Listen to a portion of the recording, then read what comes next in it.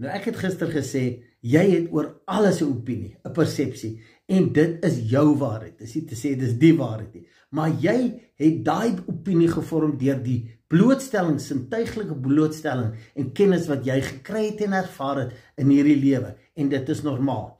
Die hartseer is net dat ons moet besef dat al ons programme is maar feite en realiteite wat ons sien, wat ons hoor, wat ons proe en wat ons ervaar, en dit is in ons brein.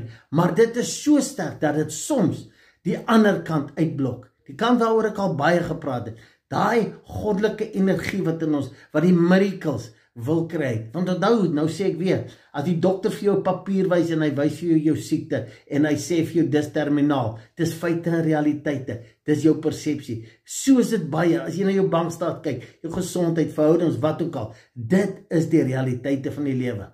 Maar ons wil deurbreek in die ander kant.